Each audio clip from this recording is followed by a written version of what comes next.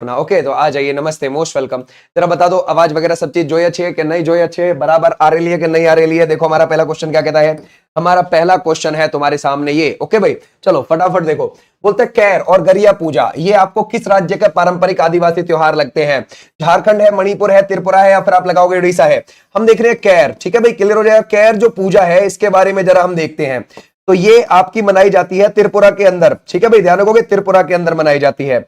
और ये मनाई जाती है कब? अगस्त में, ठीक है भाई, ध्यान रखोगे कब मनाई जाती, अगस्त में मनाई जाती है। सभी देवताओं, है ना भाई, ध्यान रखोगे सभी देवताओं को खुश करने का अनुष्ठान है। को खुश करने का ये क्या हो जाएगा? खुश करने का अनुष्ठान है ये भी आप ध्यान रखोगे। क्लियर हो जाएगा, समझ गए? तो एक तो हो गया हमारा ये, क्लियर है, समझ गए। अच्छा दूसरी आती है गरिया पूजा। ये गरिया पूजा कब आती है भैया? ये आती है आपकी मई के तीसरे सप्ताह में, ठीक है भाई, ध्यान रखोगे, सॉरी अप्रैल के तीसरे सप्ताह में, अप्रैल के तीसरे थर्ड सप्ताह में आती है ये। क्लियर हो जाएगा, समझ गए, सप्ताह में। और इसमें क्या है ध्यान रखोगे, जो पक्षी की बलि दी जाती है इसमें, किसकी? पक्षी की बलि दी जाती है और खून के छींटे मारे जाते हैं। किसके? खून के छींटे मारे जाते हैं इसमें, ये भी चीज आप ध्यान रखोगे, ठीक है भाई, क्लियर हो जाएगा। तो हमारा राइट आंसर है त्रिपुरा के अंदर। त्रिपुरा के अंदर खर्ची पूजा भी बहुत ज्यादा प्रसिद्ध है। कौन सी वाली? खर्ची पूजा भी आपको बहुत ज्यादा प्रसिद्ध देखने को मिलेगी त्रिपुरा के अंदर। क्लियर हो जाएगा, आज भी नेक्स्ट पर नेक्स्ट देखते हैं। बोलते हैं भारत के राष्ट्रीय गीत वंदे मातरम की मूल भाषा आपको क्या लगती है? जरा बताओ क्या लगाओगे, शाबाश। अगर हम देखें वो कौन सा है, बांग्ला है, संस्कृत है, हिंदी है, या फिर तमिल है। देखो भाई हमारा ये जो वंदे मातरम है, वंदे मातरम, कल आखिर में भी कुछ ऐसा ही क्वेश्चन मैंने आपसे पूछा था। वंदे मातरम 1875 में रचा गया, और ये किस भाषा में रचा गया है जरा बताओ, है ना भाई, 1875 में कौन सी भाषा में? तो सर बांग्ला में नहीं है, ये कैसे काम चलेगा है? ये हो जाएगा संस्कृत भाषा में है ये। क्लियर हो जाएगा, समझ गए, ये है संस्कृत भाषा में। और ये किसने लिखा है? बंकिम चंद्र चटर्जी ने लिखा है, बंकिम चंद्र चटर्जी ने लिखा है। क्लियर हो जाएगा, समझ गए, ओके। लेकिन जब उनका आनंद मठ आया था ना, उपन्यास आनंद मठ आया था 1882 में, वो बंगाली भाषा का उपन्यास था। तो उस उपन्यास में ये संस्कृत का वंदे मातरम छप के आया था। ओके, तो हमारा राइट आंसर हो जाएगा ये। उपन्यास था वो बंगाली जो 1882 में आया है, उसके अंदर ये छपकर आया था। क्लियर हो जाएगा, तो हमारा राइट आंसर हो जाएगा ये। अब इसको अगर आप देखोगे तो कितने साल हो गए हैं? 150 साल हो गए हैं, 150 साल हो गए हैं इसको, ठीक है भाई, क्लियर हो जाएगा। और ये हमारा क्या है? राष्ट्रगीत कब डिक्लेयर किया गया था? 24 जनवरी 1950 को ये हमारा राष्ट्रीय गीत डिक्लेयर किया गया, है ना, राष्ट्रीय गीत डिक्लेयर किया गया। इसको कांग्रेस के किस अधिवेशन में गाया गया? 1896 के कोलकाता अधिवेशन में इसको पहली बार गाया गया था, हमारे राष्ट्रीय गीत को, ठीक है भाई, क्लियर हो जाएगा। आ जाओ नेक्स्ट पर। बोलते हैं भारतीय संविधान का निम्नलिखित में से कौन सा अनुच्छेद प्रधानमंत्री और राष्ट्रपति के बीच के संबंधों से संबंधित है? जरा बताओ, क्या 35 है, 25 है, 45 से 75 है? ओके, किसके? प्रधानमंत्री और प्रेसिडेंट के बीच के संबंध, ठीक है। तो हमारा राइट आंसर क्या हो जाएगा? देखो आर्टिकल 74 में यह बोला गया है कि एक मंत्री परिषद होगी, है ना भाई, मंत्री परिषद, और वो प्रेसिडेंट की मदद के लिए बनाई जाएगी, मदद के लिए। उस मंत्री परिषद का हेड, अध्यक्ष होगा प्रधानमंत्री उस मंत्री परिषद का, ठीक है भाई। और 75 में यह बोला गया है कि उसकी नियुक्ति के बारे में, तो उसकी नियुक्ति कौन करता है? उसकी नियुक्ति ध्यान रखोगे, उसकी नियुक्ति करता है, ध्यान रखोगे, प्रधानमंत्री की प्रेसिडेंट, ठीक है भाई, 75 के थ्रू। तो हमारा राइट आंसर ये वाले बच्चे बिल्कुल टन है। बोलते हैं भारत की जनगणना 2011 के अनुसार किस महानगर की जनसंख्या सबसे अधिक है? जरा बताओ, पटना की या कोलकाता की, चेन्नई की, या फिर मुंबई की? देखो हमेशा ध्यान रखना, अगर 1 लाख या उससे ज्यादा आबादी है तो हम उसको शहर बोलते हैं। क्या बोलते हैं? शहर। अगर 10 लाख या उससे ज्यादा आबादी है तो हम उसे मेट्रोपॉलिटन सिटी बोलते हैं। क्या बोलते हैं? मेट्रोपॉलिटन शहर बोलते हैं। अगर वहां पर 1 करोड़ या उससे ज्यादा आबादी है तो हम मेगा शहर बोलते हैं उसको। और 2011 के हिसाब से हमारे पास ऐसे मेगा सिटी, पहले नंबर पर है मुंबई, दूसरे नंबर पर मिलेगा आपको दिल्ली, और तीसरे नंबर पर मिलेगा आपको कोलकाता। तो ऐसे आपने ध्यान रखना है, मुंबई में आपको 1 करोड़ 80 लाख प्लस आबादी मिलेगी, दिल्ली में आपको 1 करोड़ 60 लाख प्लस आबादी मिलेगी, कोलकाता में 1 करोड़ 40 लाख प्लस आबादी मिलेगी 2011 के हिसाब से। तो हमारा राइट आंसर कौन सा हो जाएगा? Mumbai is right answer. Okay भाई, मुंबई। मुंबई जो है ये कौन सी नदी के किनारे है? मीठी नदी के किनारे, और ये 7 टापू पर बसा हुआ है, 7 टापू पर बसा है। ठीक है भाई, यहां पर आपको एक मुंबई पोर्ट भी देखने को मिल जाएगा, जो भारत का सबसे बड़ा बंदरगाह है, भारत का सबसे व्यस्त बंदरगाह भी है और बड़ा पोर्ट भी है। ठीक है भाई, क्लियर हो जाएगा। तो ऐसे आपने ध्यान रखना है। आ जाओ नेक्स्ट पर। बोलते हैं पुस्तक all road leads to Ganga, जरा बताइए ये जो पुस्तक है इसके लेखक कौन है? क्या रस्किन बॉन्ड, अमीश त्रिपाठी, या फिर सुधा मूर्ति, या फिर देवदत्त पटनायक है? ये कौन हो जाएगा? शाबाश, बहुत अच्छे। हम कह रहे हैं all roads leads to Ganga, इसके प्रसिद्ध लेखक कौन है? जरा बताइए कौन हो जाएंगे? शाबाश, बहुत अच्छे अनीश, बहुत अच्छा लिखा भाई, क्या बात है ना भाई। Ruskin Bond is right answer, Ruskin Bond हो जाएंगे। Road to Mussoorie, the road to Mussoorie वो भी इन्हीं की हो जाएगी। The room on the roof ये भी इन्हीं की हो जाएगी। The room on the roof ये भी आप ध्यान रखोगे। ये एक आंग्ल भारतीय है, क्या हो जाएंगे? आंग्ल भारतीय, यानी कि ऐसे अंग्रेज जो अब भारतीय हो गए हैं। ठीक है, तो ये आंग्ल भारतीय, एंग्लो इंडियन है। ओके भाई, क्लियर हो जाएगा। तो हमारा राइट आंसर हो जाएगा ए। बोलता है बिहार के किन 2 वेटलैंड को सितंबर 2025 में वैश्विक रामसर स्थल का दर्जा मिला है? जरा बताओ क्या लगाओगे? अगर हम देखें कौन सा हो जाएगा? गोगाबील झील और कुशेश्वर स्थान झील को, या फिर गोकुल जलाशय और उदयपुर झील को, या फिर अनुपम झील और मत्स्यगंधा झील को, या फिर खड़गपुर झील और घोंगा झील को? जरा बताओ इसमें से कौन सा लगाओगे? क्या हो जाएगा? अगर हम देखें, देखो हमारे पास अगर आप देखोगे 91 से अब कितनी हो गई है? 93 हो गई है ना। 91 से अब 93 हो गई है रामसर स्थल। हमारे यहां पर कितने हो जाएंगे रामसर स्थल? इतने। ये भी चीज आप ध्यान रखोगे। ठीक है भाई, 93 हो चुके हैं। अब ये 93 हमारे अक्टूबर 2025 के अनुसार है। ओके भाई, अब जो है ये गोकुल जलाशय और उदयपुर झील ये बिहार से बिलोंग करते हैं, इनको भी शामिल कर लिया गया। तो हमारा राइट आंसर हो जाएगा बी वाले बच्चे, बिल्कुल ठीक। ये जो गोकुल जलाशय है ये कहां पर मिलेगा? बक्सर में है, बक्सर बिहार के अंदर है। और ये जो आप देख रहे हैं उदयपुर झील, ये आपको देखने को मिलेगी पश्चिम चंपारण जिले के अंदर, पश्चिम चंपारण जिले के अंदर। बिहार का सबसे बड़ा जिला है पश्चिम चंपारण क्षेत्रफल में, तो ये ध्यान रखना है, हमारा राइट आंसर है। और दोनों ही ये झील कैसी है? ऑक्सबो झील है। कैसी है? ऑक्सबो झील, ऑक्सबो लेक है। आप बोलोगे सर ये ऑक्सबो झील कैसी होती है? देखो गोखुर झील जिनको बोलते हैं, जैसे मान के चलो कोई नदी बह रही है और नदी ऐसे सांप की तरह बह रही है, वो अपना पानी साइड में थोड़ा सा छोड़ दे फिर छोड़ दे, तो ऐसी जो झील हो जाती है ना ये गोखुर झील, इनको बोलते हैं ऑक्सबो लेक। ठीक है भाई, तो ये दोनों झील ऐसी ही है, ऑक्सबो लेक है ये ध्यान रखोगे। पानीपत की काबुली बाग मस्जिद का निर्माण किस मुगल शासक ने करवाया है? जरा बताओ। अगर हम देखें बाबर है, या फिर जहांगीर है, हुमायूं है, फिर अकबर है। देखो भाई, अगर हम देखेंगे पानीपत, पानीपत जो है ये हरियाणा में आपको देखने को मिलेगा, और ये यमुना के किनारे है, यमुना के किनारे है। ठीक है भाई, क्लियर हो जाएगा। तो यहां पर आपको याद है 1526 में पानीपत की पहली लड़ाई लड़ी गई थी, और ये किसने लड़ी थी? बाबर वर्सेस, है ना भाई, इब्राहिम लोदी। और इब्राहिम लोदी इसको हार गया था। ओके भाई, और बाबर है ना भाई, इसने ये लड़ाई जीत ली। अब जब इसी जीत के उपलक्ष्य में 1527 में उसने यहां पर, है ना, काबुली बाग मस्जिद बनवाई है। तो हमारा राइट आंसर क्या हो जाएगा? हमारा राइट आंसर हो जाएगा, इसमें से ध्यान रखोगे, Babar is right answer. Clear है? बाबर, बाबर का जो जन्म है वो 14 फरवरी को हुआ था 1483 को, और ये कहां पर हुआ था? उज्बेकिस्तान के अंदर, उज्बेकिस्तान के फरगना में उसका जन्म हुआ था, फरगना में। ठीक है भाई, क्लियर हो जाएगा। और वो 1494 में गद्दी पर बैठ गया था, केवल 11 साल की उम्र में ही। ठीक है भाई, क्लियर हो जाएगा।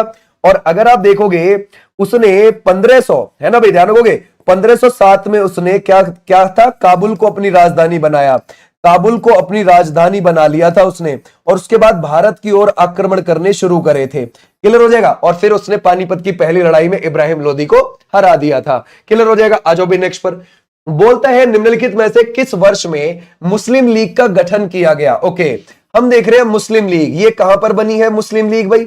ये जो मुस्लिम लीग है ये 1906 में इसका गठन हुआ है, और कहां पर हुआ है? ढाका के अंदर। ढाका कहां पर है? बांग्लादेश के अंदर। अच्छा, जब इसका गठन हुआ तो वहां पर कौन मौजूद थे? ढाका के नवाब सलीमुल्लाह थे।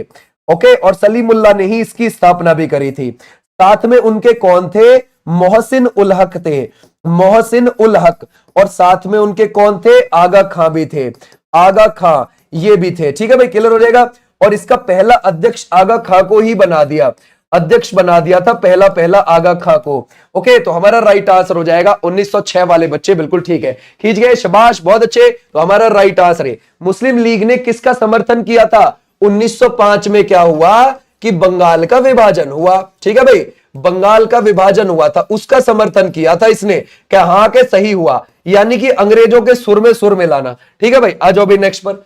निम्नलिखित में से कौन सा नृत्य राधा और कृष्ण जी की रासलीला विषय वस्तु पर है? अगर हम देखें तो हमारा राइट आंसर कौन सा हो जाएगा? मोहिनीअट्टम है, कथक है, सतरिया या फिर मणिपुरी है? भाई मणिपुरी कहां का हो जाएगा? ये तो मणिपुर का हो जाएगा शास्त्रीय नृत्य। सतरिया कहां का हो जाएगा? ये असम का हो जाएगा। और कथक कहां का हो जाएगा? ये यूपी का हो जाएगा। मोहिनीअट्टम केरला का हो जाएगा। अब जरा बताओ हमारा राइट आंसर है ना, शाबाश, बहुत अच्छे, कर सकते हैं। तो क्या हम इसमें से मणिपुरी नृत्य लगा सकते हैं? है ना भाई, मणिपुरी इज राइट आंसर, शाबाश। ये है, ध्यान रखोगे, राधा जी और कृष्ण जी की रासलीला विषय वस्तु से जुड़ा हुआ है, तो हमारा राइट आंसर हो जाएगा ये। अब मणिपुरी नृत्य से गुरु विपिन सिंह जी का नाम याद रख सकते हो, गुरु विपिन सिंह, इनका नाम आप ध्यान रख सकते हो। ठीक है भाई, कलावती देवी का नाम याद रख सकते हो, बिंबावती देवी का नाम याद रख सकते हो, बिंबावती देवी। ठीक है भाई, इनका नाम आप ध्यान रख सकते हो। और इनके साथ में आप झावेरी सिस्टर्स का नाम याद रख सकते हो, झावेरी बहनों का नाम आप याद रख सकते हो, ऐसे भी आप ध्यान रखेंगे। अजो भी नेक्स्ट पर बोलता है गोकुल जलाशय किस राज्य में स्थित है जिसे रामसर स्थल का दर्जा मिला है? ठीक है, अब जरा बताओ किसके बारे में कह रहे हैं हम? गोकुल के बारे में कह रहे हैं भाई। जरा बताओ गोकुल कहां पर है? इसको अभी रामसर साइट में शामिल किया गया है, रामसर साइट में। हमारे देश में 93 रामसर साइट हो गई है। ठीक है, ये कहां पर है जरा बताओ, है ना भाई? बिहार के अंदर है, अभी पढ़ा था हमने, फटाफट बताओ आंसर। तो हमारा राइट आंसर है बिहार। ठीक है भाई, ध्यान रखोगे, बिहार में बक्सर में देखने को मिलेगा।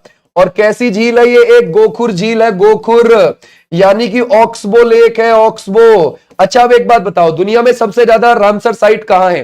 दुनिया में सबसे ज्यादा आपको देखने को मिल जाएंगी यूके के अंदर। कितनी है? 176। सेकंड नंबर पे कहां है? मैक्सिको में आपको देखने को मिल जाएंगी। मैक्सिको में कितनी है? 144। अच्छा, भारत में फिर कितनी हो जाएंगी? भारत में हो जाएंगी 93। तो हमारा नंबर कितने नंबर पर है? थर्ड पर है। ठीक है भाई, क्लियर हो जाएगा। रामसर समझौता 2 फरवरी 1971 को हुआ था ईरान के रामसर में, ईरान के रामसर में यह समझौता हुआ। और यह समझौता लागू हुआ था 1975 में। इसमें यह बोला गया था कि जो भी आर्द्र भूमि है दुनिया के अंदर, हम उनको जीवित रखेंगे, आपस में फंड रिलीज करेंगे, पैसा देंगे और उनको जीवित रखेंगे। क्यों जीवित रखेंगे? ताकि भाई उनके ऊपर बहुत सारे पशु पक्षी जीव जंतु निर्भर रहते हैं। जो भी झील होती है, कोई भी तालाब होता है, उसके ऊपर उसको जीवित रखना बहुत जरूरी है। अगर वो खत्म हो गया तो जीव जंतु भी खत्म उसके आसपास। बोलते हैं उदयपुर झील बिहार के किस जिले में स्थित है जिसे रामसर स्थल का दर्जा मिला? जरा बताओ क्या लगाओगे? हम क्या बोल रहे हैं? हम कह रहे हैं उदयपुर झील। ठीक है, अब जरा बताओ, अब ये कहां पर है? अभी हमने देखी थी, ये भी एक ऑक्सबो लेक है, ये भी एक गोकुर झील है ना भाई? गोकुर झील है, ये आपको कहां पर देखने को मिलेगी? अभी हमने देखा था, पश्चिम चंपारण के अंदर है ये। ठीक है भाई, पश्चिम चंपारण बिहार के अंदर आपको ये देखने को मिल जाएगी। बोलता है निम्नलिखित में से कौन सा सही कथन है? चलो देखते हैं कौन सा है ना भाई? जूल प्रति सेकंड भी ऊर्जा की यूनिट है, या फिर शक्ति की इकाई जूल प्रति न्यूटन है, या फिर ऊर्जा की क्या हो जाएगी? वॉट, या फिर कार्य की इकाई हो जाएगी जूल, है ना? जरा बताओ, यूनिट से क्वेश्चन पूछा गया है। ओके, देखो मैं आपका राइट आंसर कौन सा है। शाबाश, बहुत अच्छे, कर सकते हैं, बहुत बढ़िया आंसर। बच्चा कह रहा है पक्की बात है 12 का डी सही है। ओ बेटे कितनी जल्दी पढ़ा, बहुत अच्छा आंसर है ना भाई? है ना भाई? बहुत बहुत अच्छा है ना। कार्य की जब भी बड़ा क्वेश्चन आए नीचे से शुरुआत करो, जल्दी होगा। ठीक है भाई, कार्य की इकाई जूल है, वही तो पूछा है। ठीक है भाई, ध्यान रखोगे, क्लियर हो जाएगा। ओके, तो हम इसको यहां से हटा देंगे, पहले वाला गलत हो जाएगा ऑप्शन, है ना? शक्ति किसकी हो जाएगी? ध्यान रखोगे, शक्ति की इकाई ये थोड़ी ना हो जाएगी, वॉट हो जाएगी, वॉट, तो ये भी गलत हो जाएगा। फिर ऊर्जा की इसमें वॉट लिखी हुई है, ऊर्जा की कार्य की जूल हो जाएगी दोनों की। ठीक है भाई, आ जाओ नेक्स्ट पर। गोवा की किस नृत्य शैली को योद्धा नृत्य के नाम से भी जाना जाता है? जरा बताओ क्या लगाओगे? अगर हम देखें, लावणी है, राउफ है, घोड़ो मोदनी है, फिर आप लगाओगे बिहू है। हम कह रहे हैं गोवा। ठीक है भाई, गोवा आपको पता है केवल 3702 किलोमीटर स्क्वायर में एरिया में फैला हुआ है, बहुत छोटा सा राज्य है। 1510 में पुर्तगालियों ने इसको ले लिया था। किससे ले लिया था? यूसुफ आदिल शाह से। ये यूसुफ आदिल शाह कहां के शासक थे भाई उस समय पर? बीजापुर के शासक थे, तो इनसे छीन लिया था उसने। ठीक है भाई, ध्यान रखोगे, पुर्तगालियों ने, बीजापुर के शासक थे। फिर हमारे पास ये वापस कब आया, हमारे पास आया 19 दिसंबर 1961 को। ठीक है भाई, हमारे पास ये वापस आया 1962 में, हमने इसे एक केंद्र शासित प्रदेश बना दिया था। फिर 1987 में हमने इसे पूर्ण राज्य का दर्जा दे दिया, और यहां पर 40 विधानसभा की सीटें हैं, और यहाँ के सीएम है प्रमोद सावंत। ठीक है भाई, प्रमोद सावंत हो जाएंगे यहां पर क्या, सीएम। अब बात आती है कि यहां पर जो योद्धा नृत्य है वो घोड़ों मोदनी है, तो हमारा राइट आंसर क्या हो जाएगा ये। और लावड़ी कहां का हो जाएगा, ये महाराष्ट्र का हो जाएगा। राउफ कहां का हो जाएगा, जम्मू एंड कश्मीर का हो जाएगा। बिहू कहां का हो जाएगा, ये असम का हो जाएगा। तो हमारा राइट आंसर ये, फुगड़ी भी यहीं का नृत्य है, फुगड़ी। ओके भाई, ध्यान रखोगे, फुगड़ी भी यहीं आपको देखने को मिल जाएगा। बोलता है इसमें से आईओए के प्रथम अध्यक्ष कौन थे, जरा बताओ किसकी बात कर रहे हैं। हम कह रहे हैं आईओए। ये आईओए क्या है, यानी कि इंडियन ओलंपिक एसोसिएशन। ठीक है भाई, अब इसके जरा बताओ कौन थे। 1927 में इसकी स्थापना हुई थी, और इसका हेडक्वार्टर आपको मिल जाएगा कहां पर, वो है साहब दिल्ली के अंदर इसका हेडक्वार्टर। ठीक है, अब जरा बताओ वो कौन है इसमें से। क्या आप लगाओगे इसमें से एच.सी. बक है, या फिर आप लगाओगे डॉक्टर हेनरी ग्रे, या फिर आप लगाओगे दोराबजी टाटा, या फिर आप लगाओगे प्रोफेसर जी.डी. सोंधी। ये कौन सा हो जाएगा, है ना भाई, शाबाश, पक्की बात है ना। वो ये हो जाएंगे भैया सर दोराबजी टाटा। और अभी कौन है, अभी पीटी उषा, पहली बार कोई इसकी महिला, ध्यान रखोगे, पहली बार कोई इसकी महिला अध्यक्ष बनी है। और पीटी उषा का पूरा नाम क्या है, पिलावुला कांडी थेक्के परिम्बिल उषा। ठीक है, तो ऐसे भी आप ध्यान रख सकते हो, उड़न परी बोलते हैं उनको। बोलता है हजीरा, विजयपुर और जगदीशपुर एचवीजे पाइपलाइन परियोजना के निर्माण, संचालन और रखरखाव की जिम्मेदारी किस कंपनी को दी गई है। क्या लगता है आपको, ये ओएनजीसी को दी गई है, टीपीएल को दी गई है, गेल को, या फिर रिल को, कौन सी कंपनी को दी गई है। ठीक है भाई, शाबाश, कर सकते हैं, बहुत अच्छा है ना। एचवीजे क्या है, इसको देखते हैं। एचवीजे है क्या ये, देखो एच यहां पर मिलेगा हजीरा गुजरात के अंदर। ठीक है भाई, ध्यान रखोगे, क्या मिलेगा, हजीरा। और वी मिलेगा मध्य प्रदेश के अंदर, विजयपुर। ठीक है भाई, ध्यान रखोगे, क्लियर रहेगा। और जे मिलेगा जगदीशपुर यूपी के अंदर, जगदीशपुर मिलेगा यूपी के अंदर। तो ये है एचवीजे। इसकी फुल फॉर्म भी पूछ लेता है कभी कभी, क्या वी का मतलब क्या है, जे का मतलब क्या है, ऐसे ध्यान रखना। ठीक है भाई, अच्छा, अब ये किसके अंडर आता है रख रखाव का कार्य, वो आता है भारतीय गैस प्राधिकरण गेल के अंदर।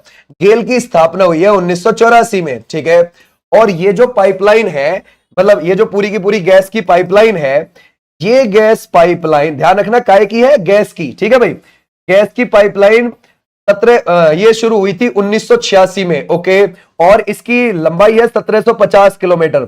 इसकी लंबाई आपको कितनी देखने को मिलेगी, इतनी। तो हमारा राइट आंसर हो जाएगा, इसके पास है रखरखाव का कार्य। ओके भाई, आ जाओ नेक्स्ट पर। मेहरगढ़ किला निम्नलिखित में से किस शहर में स्थित है, जरा बताओ क्या लगाओ, कोटा, बीकानेर, जयपुर या फिर जोधपुर। ये आपको कहां पर देखने को मिलेगा, किसके बारे में बोल रहे हैं, मेहरगढ़ किला के बारे में, है ना। कितने प्रवेश द्वार है इसमें, 7 प्रवेश द्वार है, समझ गए, 7 प्रवेश द्वार है भैया। और 7 तो प्रवेश द्वार है, 1459 में बना है ना भाई, इस ईस्वी में ये बना है। अब जरा बताओ क्या लगाओगे इसमें से, हमारा राइट आंसर क्या, डी पक्की बात है, Jodhpur is the right answer. Rao Jodha ने बनवाया था इसको, किसने, राव जोधा ने बनवाया था। तो हमारा राइट आंसर हो जाएगा, क्या बात है, बिल्कुल प्रयास है। सलमान रुश्दी का है, जॉन की का है, किरण दोषी का है, या फिर वीएस नायपॉल का है, उसी का ही है जिसका ग्रिम्स पहला पहला उपन्यास है। ठीक है भाई, अब जरा बताओ कौन है वो कौन है जिन्होंने, है ना भाई, मिडनाइट चिल्ड्रन लिखा है, वही आंसर है। शाबाश भाई, बहुत अच्छे। अगर हम देखें वो कौन सा है, द मूर्स लास्ट साई किसका हो जाएगा, कौन बच्चा बताएगा, बहुत अच्छे आंसर कर रहे हो, A is the right answer, Salman Rushdie. इनका पहला पहला क्या हो जाएगा, जो पहला पहला उपन्यास है वो ग्रिम्स है, ग्रिम्स। ठीक है भाई, ध्यान रखोगे। और मिडनाइट चिल्ड्रन भी इन्हीं का हो जाएगा, मिडनाइट चिल्ड्रन, समझ गए भाई। मिडनाइट चिल्ड्रन के लिए इनको क्या भी मिला है, इनको बुकर प्राइज भी मिला है, बुकर प्राइज। ठीक है भाई, बुकर प्राइज कब शुरू हुआ था, 1969 में। कितनी राशि दी जाती है उसमें, 50,000, ध्यान रखोगे, यूरो उसमें दिए जाते हैं, है ना भाई, 50,000 यूरो उसमें दिए जाते हैं। तो Salman Rushdie is the right answer. अच्छा, एक बात ध्यान रखना, ये जो सलमान रुश्दी है, इनका सैटानिक वर्सेज एक उपन्यास है जो बहुत ज्यादा विवादित है, समझ गए। वो हमारे इंडिया में राजीव गांधी जी की गवर्नमेंट के समय पर उसको बैन कर दिया था 1988-89 में, अब उससे बैन हटा है। ठीक है भाई, क्लियर हो जाएगा, तो ये आप ध्यान रखना। और इस सैटानिक वर्सेज के चक्कर में ही, समझ गए, इसको बोलते हैं शैतानी आयतें, समझ गए भाई, सैटानिक वर्सेज। इसके चक्कर में ही इनके ऊपर क्या हो गया था, हमला। हमले में इनकी एक आंख फूट गई थी, समझ गए भाई, एक आंख इनकी चली गई। अभी जिसने हमला किया था ना, उसको अमेरिका की अदालत ने सजा सुनाई है, बड़ी सजा। ओके भाई, आ जाओ नेक्स्ट पर। टोक्यो ओलंपिक 2020 में भारत की रैंक जरा बताओ क्या है, कौन बच्चा बताएगा। अगर हम देखें 49 है, 46 है, या फिर 47 है, या फिर आप लगाओगे इसमें से 48 है। ठीक है भाई, अगर हम देखें टोक्यो ओलंपिक, ठीक है भाई, क्लियर हो जाएगा। टोक्यो ओलंपिक जरा बताओ इसमें से कौन सा है भाई। टोक्यो ओलंपिक जो हुआ था वो 2020 में क्यों नहीं हुआ, 2021 में करवाना पड़ा, कोविड की वजह से 1 साल डिले हो गया। अब यहां पर हमारे 1+2+ ध्यान रखोगे 4, टोटल 7 पदक आए थे। ये गोल्ड है, ये सिल्वर है, ये ब्रॉन्ज है। ठीक है भाई, 1 गोल्ड 2 सिल्वर 4 ब्रॉन्ज, और हमारी पोजीशन यहां पर क्या रही थी, 48। क्लियर हो जाएगा, 48 रही। अच्छा चलो, ये तो सही है, माना हमने।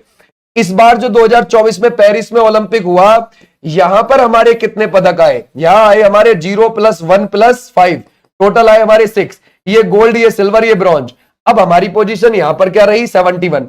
हम यहां पर 71वें नंबर पर रहे हैं। ठीक है भाई, आ जाओ नेक्स्ट पर। बोलते हैं पद्मश्री 2022 पुरस्कार से सम्मानित राम सहाय पांडे मध्य प्रदेश के बेदिया समुदाय के निम्नलिखित में से किस नृत्य शैली से संबंधित है, जरा बताओ क्या लगाओगे इसमें से। वो है रावला है, राय है, कर्मा, या फिर बधाई है। ठीक है भाई, क्लियर हो जाएगा, शाबाश, बहुत अच्छे। कौन सा हो जाएगा इसमें से, है ना भाई। अगर हम देखें भाई, हम किसकी बात कर रहे हैं, राम सहाय पांडे जी, उनका निधन हो गया है अब तो, खैर। ठीक है भाई, अगर आप देखोगे उनका निधन हो गया है। ठीक है, कहां से बिलोंग करते थे वो, मध्य प्रदेश से बिलोंग करते थे। किस नृत्य के लिए जाने जाते थे, राई नृत्य के लिए जाने जाते थे, राई। ठीक है भाई, क्लियर हो जाएगा। अच्छा, एक बात ध्यान रखना, ये जो नृत्य है ना राई, इसको बेड़िया समुदाय के लोग करते हैं मध्य प्रदेश में, तो इसको बहुत गलत माना जाता है नृत्य को, है ना, कि भाई ये वैश्यावृत्ति से जुड़ा हुआ है। तो ये जो पांडे जी थे, ब्राह्मण परिवार से थे, तो लोग इनको रोकते थे कि आप मत करिए ये, तो इन्होंने इस सब चीज को एक परे रखा और ये नृत्य किया, और इनको पद्मश्री मिला भारत सरकार की ओर से। ठीक है भाई, आ जाओ नेक्स्ट पर। बोलते हैं किस जिले और राज्य में स्थित मैनार वेटलैंड कॉम्प्लेक्स को रामसर स्थल का दर्जा मिला है, जरा बताओ। अगर हम देखें उदयपुर राजस्थान, या फिर जोधपुर राजस्थान, या फिर कोल्लम केरल, आगरा उत्तर प्रदेश, ये कौन सा हो जाएगा। अच्छा, एक बात ध्यान रखना, कॉम्प्लेक्स का मतलब क्या होता है ना भाई। ये यूं कह रहा है कि मैनार वेटलैंड कॉम्प्लेक्स, कॉम्प्लेक्स का मतलब या तो वो तालाब का समूह है, या फिर वो झीलों का ग्रुप है एक पूरा। ठीक है, झीलों का समूह। ठीक है भाई, अगर आप देखोगे इसको, किसका, या तो तालाब का समूह है वो, या फिर आपको वो झीलों का समूह देखने को मिलेगा। इसका झीलों का समूह देखने को मिलेगा। अब जरा बताओ ये कहां है भाई, मैनार वेटलैंड कॉम्प्लेक्स, ये उदयपुर राजस्थान में है। ओके, ये उदयपुर राजस्थान में आपको देखने को मिल जाएगा, है ना भाई। और उदयपुर को हम क्या भी बोलते हैं, है ना भाई, उसको बोलते हैं राजस्थान का कश्मीर। ठीक है, किस जिले और राज्य में स्थित खीचन वेटलैंड को रामसर स्थल का दर्जा दिया गया है, जरा बताओ किसको मिला है। ये उदयपुर राजस्थान के अंदर है, जोधपुर राजस्थान के अंदर है, कोल्लम केरला के अंदर है, आगरा उत्तर प्रदेश के अंदर है। जरा बताओ कौन सा हो जाएगा। शाबाश, बहुत अच्छे, कर सकते हैं, है ना भाई। ये कौन सा होगा, एक पक्की बात, इस बार जोधपुर है। हाँ बिल्कुल ठीक है ना भाई, ये वाले बच्चे बिल्कुल बिल्कुल ठीक है, शाबाश, वेरी वेरी गुड। आ जाओ भी नेक्स्ट पर। बोलते हैं भारत का संविधान का अंतिम व्याख्याता कौन है, जरा बताओ क्या लगाओगे। ओ भाई, ओ लव यू, इसको लव यू बोल रहे, अभी रुक जाओ, अभी चलेंगे, अभी बस तैयार करवा रहे हैं, शादी में चलेंगे, क्लास के बाद टेंशन ना लो। ठीक है, अपने जूते वूते तैयार कर लें। ठीक, भारत के संविधान का अंतिम व्याख्याता ये कौन लगता है, नियंत्रक एवं महालेखा परीक्षक है, या फिर सर्वोच्च न्यायालय है, या फिर आप लगाओगे भारत के राष्ट्रपति है, या फिर आप लगाओगे अटॉर्नी जनरल। हमारे संविधान का अंतिम व्याख्याता कौन ऐसी चीज अब जो बिल्कुल लीड पे है, लास्ट पे है, वो है सर्वोच्च न्यायालय।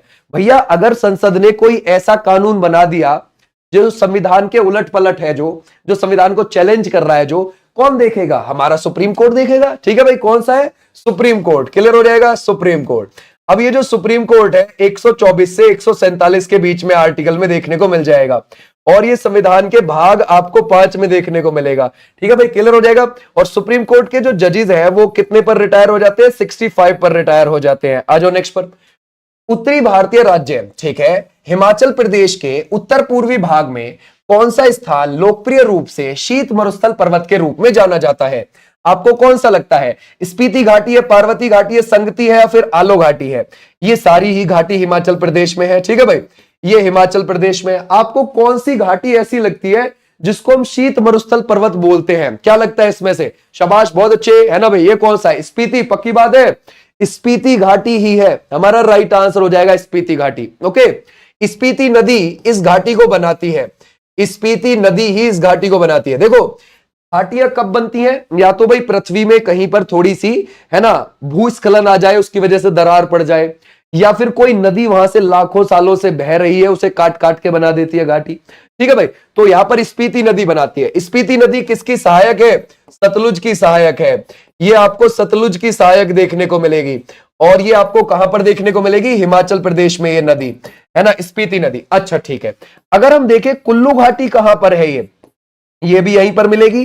कुल्लू घाटी में 7 दिन का दशहरा मनाया जाता है, 7 दिन का दशहरा मनाया जाता है, और इसे देवताओं की घाटी भी बोलते हैं। क्या भी बोलते हैं? देवताओं की घाटी। ये भी आप ध्यान रखोगे। अच्छा, चंबा घाटी बहुत प्रसिद्ध है यहां पर। कौन सी? चंबा घाटी, ये भी आप ध्यान रखोगे। कांगड़ा घाटी भी यहां की बहुत प्रसिद्ध है।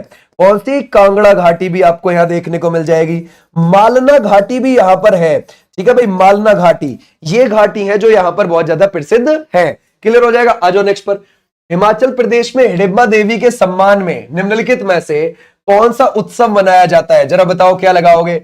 माघी महोत्सव, या फिर आप लगाओगे डोगरी महोत्सव, या फिर आप लगाओगे बिस्वा महोत्सव, या फिर शोराई महोत्सव? ये कौन सा है? अगर हम देखें कहां पर? हिमाचल प्रदेश। ठीक है भाई, हिमाचल प्रदेश में, हिमाचल प्रदेश में हिडिंबा देवी, ये जो हिडिंबा देवी है ये भीम की पत्नी है। ठीक है भाई, महाभारत वाले जो भीम है उनकी पत्नी है ये। ठीक है भाई, अब इनके ही सम्मान में मई में हर वर्ष क्या मनाया जाता है भाई? डोंगरी महोत्सव मनाया जाता है। ठीक है भाई, कौन सा डोंगरी महोत्सव मनाया जाता है? हमारा राइट आंसर ये। अच्छा, हिमाचल प्रदेश की अगर हम बात करें, 25 जनवरी को 1971 को इसको फुल स्टेट की पावर दी गई, यानी कि पूर्ण राज्य का इसको दर्जा दिया गया है। ठीक है, अब बात आती है, हमने इसको पूर्ण राज्य का दर्जा तो दे दिया, 68 यहां पर विधानसभा की सीटें हैं, और लास्ट जब यहां पर चुनाव हुआ 40 कांग्रेस जीत गई थी। ठीक है भाई, तो कांग्रेस पार्टी की यहां पर सरकार है, और सीएम कौन हो जाएंगे? वो हो जाएंगे सुखविंदर सिंह सुक्खू। याद रखोगे, कौन हो जाएंगे? सुखविंदर सिंह सुक्खू हो जाएंगे यहां के सीएम। ठीक है भाई, क्लियर हो जाएगा। आ जाओ भी नेक्स्ट पर।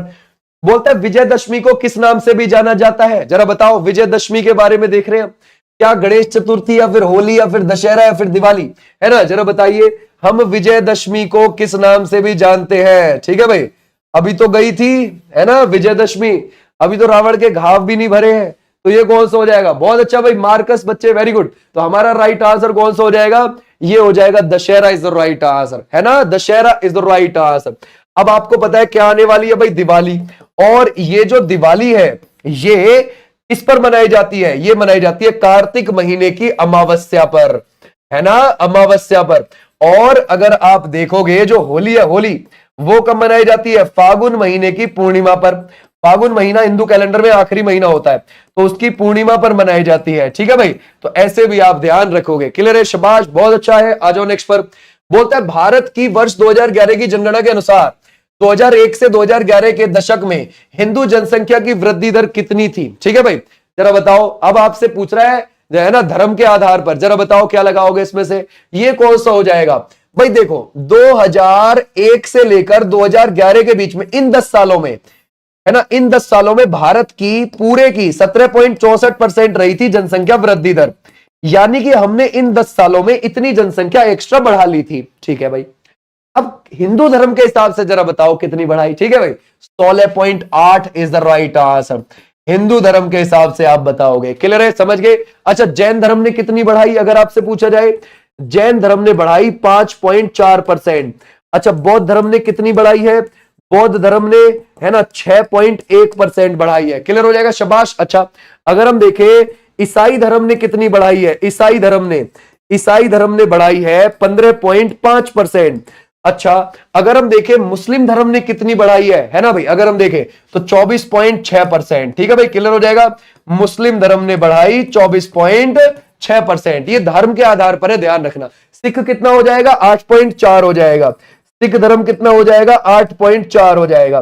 ठीक है, तो सबसे ज्यादा जो जनसंख्या वृद्धि दर रही है ना, वो दर जो रही है वो मुस्लिम धर्म में रही है, कम रही है जैन धर्म के अंदर। ऐसे आप ध्यान रखोगे। ठीक है भाई, आ जाओ नेक्स्ट पर। नेक्स्ट देखते हैं। लोकसभा में सीटें अनुसूचित जाति के सदस्यों की आरक्षित है, कितनी है जरा बताओ। शाबाश, बहुत अच्छे, कर सकते हैं। अगर हम देखें, हम देख रहे हैं एससी के लिए, ठीक है भाई, और किस में देख रहे हैं, लोकसभा के अंदर देख रहे हैं। लोकसभा आर्टिकल आपको 81 में देखने को मिलेगा, ठीक है। तो अब जरा बताइए हमारा राइट आंसर क्या हो जाएगा, 84 इज द राइट आंसर। और एसटी को अगर आप देखोगे तो उनकी है 47 रिजर्व, तो दोनों की कुल मिला के 131 सीटें रिजर्व हो गई लोकसभा के अंदर, ठीक है भाई, क्लियर हो जाए। अच्छा, इसके अलावा भी कोई सीट अभी राइट नाउ रिजर्व है लोकसभा के अंदर एससी एसटी के अलावा? कौन बच्चा बताएगा, यस और नो करके बताओ, ठीक है भाई। चलो देखते हैं। बोलता है इसमें से वायुसेना दिवस कब मनाया जाता है, जरा बताओ। वायुसेना दिवस कौन बच्चा बताएगा, जेरी, बहुत अच्छे, है ना भाई, शाबाश।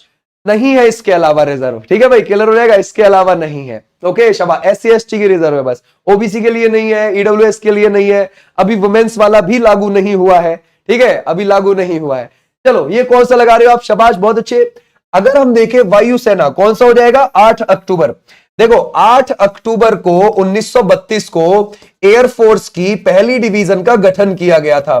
कौन सा, पहली डिवीजन का गठन किया गया था। तो हम 8 अक्टूबर को क्या मनाते हैं, एयरफोर्स डे मनाते हैं। 4 दिसंबर को हम नेवी दिवस मनाते हैं, और उसके बाद 15 जनवरी को हम क्या मनाते हैं, अपना आर्मी दिवस, सेना दिवस, ठीक है भाई। तो ऐसे भी आप ध्यान रखोगे। आ जाओ नेक्स्ट पर। निम्नलिखित में से किसे हरित क्रांति द्वारा प्रतिस्थापित किया गया था। ओके, क्वेश्चन की लैंग्वेज समझनी है, आंसर करना है, ठीक है भाई। सिंचाई के लिए भूजल का इस्तेमाल, सरकार द्वारा उपलब्ध कराए गए बीजों का इस्तेमाल, जैविक खाद का प्रयोग, या फिर अकार्बनिक खाद का प्रयोग, जरा बताओ क्या लगाओगे। ये बोल रहा है हरित क्रांति द्वारा प्रतिस्थापित किया गया था, किस चीज को प्रतिस्थापित किया गया था, ये बताओ, ठीक है भाई। बहुत अच्छे, कुछ बच्चे समझ रहे हैं जो सी लगा रहे हैं, है ना। प्रतिस्थापित मतलब किसकी जगह हरित क्रांति शुरू हुई, किसको हटा के हरित क्रांति शुरू हुई, है ना भाई, ये हमें ढूंढना है। तो जैविक खाद का प्रयोग, ठीक है भाई, ध्यान रखोगे, है ना, क्लियर हो जाएगा। बोल रहा है हरित क्रांति द्वारा प्रतिस्थापित किया गया था जैविक खाद का प्रयोग। भाई जो ऑर्गेनिक खाद था उसकी जगह हमने आर्टिफिशियल दवाई डालनी शुरू कर दी खेतों में ग्रीन रिवॉल्यूशन के बाद, है ना। हमने दवाइयां मिलानी, उल्टे पुल्टे खाद मिलाने जिससे तगड़ा हो पेड़, है ना भाई। तो उसका क्या हो गया, ये प्रतिस्थापित कर दिया। अब ग्रीन रिवॉल्यूशन को देखते हैं। ग्रीन रिवॉल्यूशन 1940 से 1950 के दशक में सबसे पहले मैक्सिको में शुरू हुई थी, है ना, मैक्सिको में शुरू हुई। ओके, और इसके जो निर्देशक है, इसके जो डायरेक्टर है पूरी दुनिया में, वो कौन है, नॉर्मन बोरलॉग है। नॉर्मन बोरलॉग कहां से बिलोंग करते हैं, यूएसए से। इनको 1970 में नोबेल प्राइज मिला था शांति का, ठीक है भाई, क्लियर हो जाएगा, शांति का। अब क्या हुआ कि भारत में भी इसको ट्रायल पर रखकर देखा गया 1960 से 1963 के बीच में। हमारे यहां पर ट्रायल सक्सेस रहा, तो हमको लगा कि हरित क्रांति हमें शुरू करनी चाहिए यहां पर।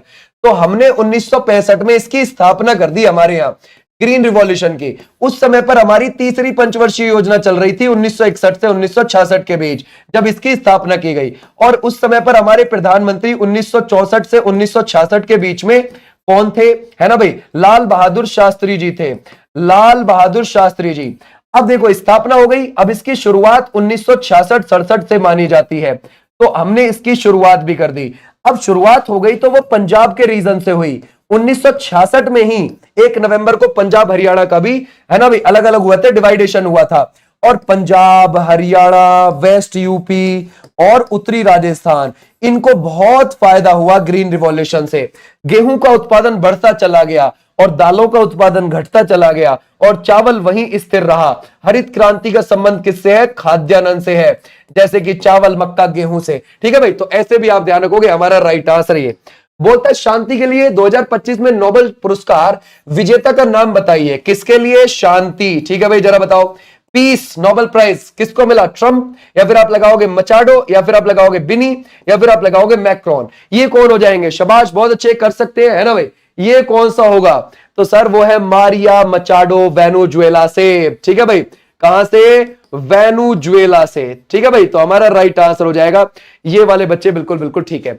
इसके लिए तानाशाही शासन को खत्म करवाना और लोकतंत्र को बढ़ावा देने के लिए, ठीक है भाई, तानाशाही, ठीक है भाई, तानाशाही शासन को खत्म करवाना और लोकतंत्र को बढ़ावा देने के लिए, क्लियर हो जाएगा, उनको बढ़ावा देने के लिए, ऐसे आप ध्यान रखोगे। तो हमारा राइट आंसर हो जाएगा ये वाले बच्चे, बिल्कुल ठीक है, क्लियर है, शाबाश। आ जाओ नेक्स्ट पर। बोलता है कोणार्क का सूर्य मंदिर के तट पर स्थित है, ये कौन सा है? बोलता है बंगाल की खाड़ी, या फिर आप लगाओगे लाल सागर है, या फिर आप लगाओगे अरब सागर है, या फिर आप लगाओगे हिंद महासागर है। जरा बताओ, शाबाश, बहुत अच्छे। अगर हम देखें कोणार्क सूर्य मंदिर आपको कहां पर देखने को मिलेगा? ये जो कोणार्क सूर्य मंदिर है इसके बारे में जरा बताओ भाई। कोणार्क सूर्य मंदिर आपको मिलेगा कहां पर? उड़ीसा के अंदर देखने को मिलेगा।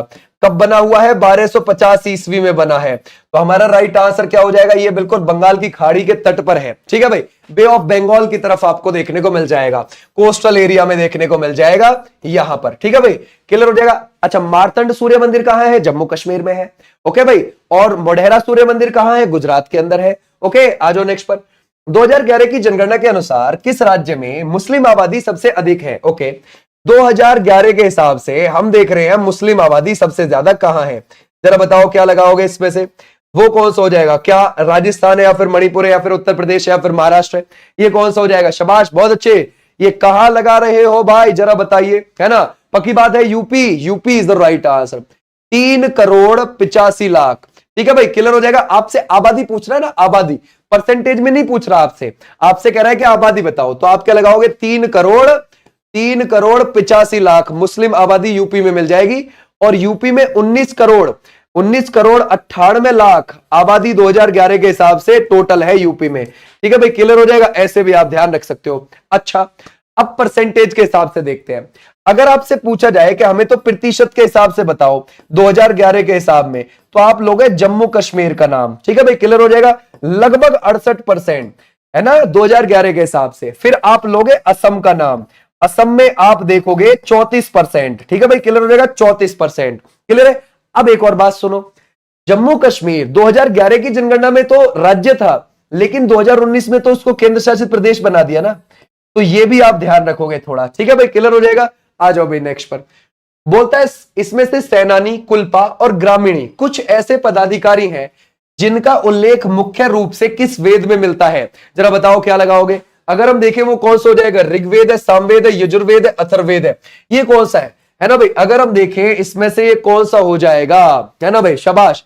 सेनानी है, कुलपा है, ग्रामीणी है, कुछ ऐसे पदाधिकारी हैं। क्या है? पदों के अधिकारी हैं। अब जिनका उल्लेख मुख्य रूप से किस वेद में मिलता है, तो हमारा राइट आंसर क्या होगा? जरा बताओ। बहुत अच्छे, पक्की बात है, Rigveda is right answer. Rigveda है ना। सेनानी मतलब सेना का प्रमुख। ठीक है भाई, ध्यान रखोगे, सेना का प्रमुख, ऐसे आपने ध्यान रखना है। ओके, कुलपा मतलब कुल का प्रमुख। ठीक है भाई, कुल का प्रमुख, ऐसे भी आपने ध्यान रखना है, कुल का प्रमुख। ग्रामीणी मतलब ग्राम का प्रमुख। ठीक है भाई, ग्राम का प्रमुख हो जाएगा। तो हमारा राइट आंसर क्या हो जाएगा? ये ऋग्वेद में आपको देखने को मिल जाएंगे। ऋग्वेद सबसे पुराना वेद है। ठीक है भाई, क्लियर हो जाएगा। ये क्या है? सबसे पुराना वेद हो जाएगा, सबसे पुराना वेद। क्लियर हो जाएगा ऐसे। अच्छा, एक बात बताओ, ऋग्वेद में गंगा का उल्लेख कितनी बार आपको देखने को मिलता है? गंगा का उल्लेख ऋग्वेद में। ओवल स्टेडियम किस खेल से संबंधित है? जरा बताओ। ओवल, अगर हम देखें ये जो ओवल स्टेडियम है, तो आपको कौन सा लगेगा? फुटबॉल, हॉकी, बास्केटबॉल, या फिर आप लगाओगे क्रिकेट है ना भाई? जरा बताओ इसमें से कौन सा हो जाएगा? ये है हमारा ओवल स्टेडियम, क्रिकेट से संबंधित। और ये कहां पर है? इंग्लैंड में है। ओके भाई, ध्यान रखोगे, ये कहां पर है? इंग्लैंड के अंदर है। हमारा राइट आंसर हो जाएगा ये वाले बच्चे, बिल्कुल बिल्कुल ठीक। एक बार किया गया है गंगा का। ठीक है भाई, गंगा का उल्लेख, बहुत अच्छा आंसर कर रहे हो। तो हमारा राइट आंसर हो जाएगा क्रिकेट।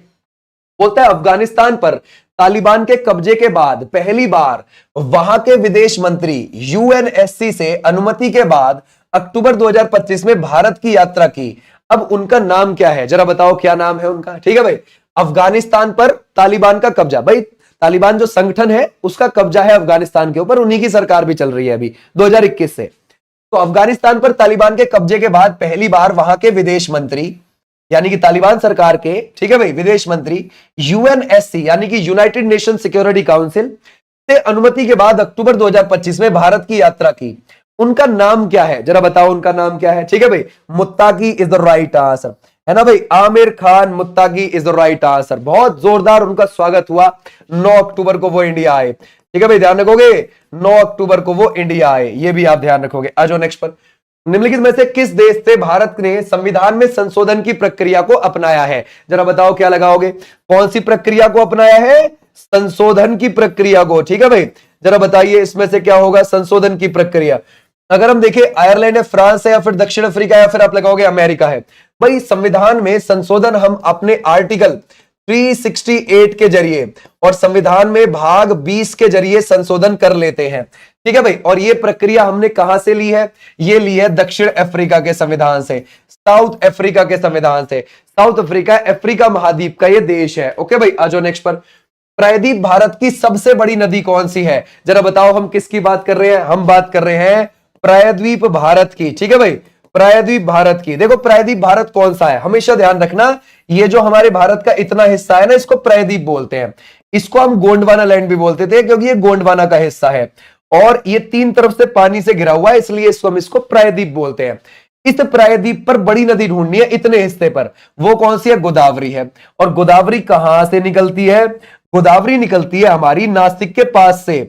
नासिक के पास एक जगह है त्रियंबकेश्वर, ध्यान रखोगे, त्रियंबकेश्वर, वहां से निकलती है ये। निकलने के बाद महाराष्ट्र से निकलने के बाद आगे को चलेगी ये कहां को?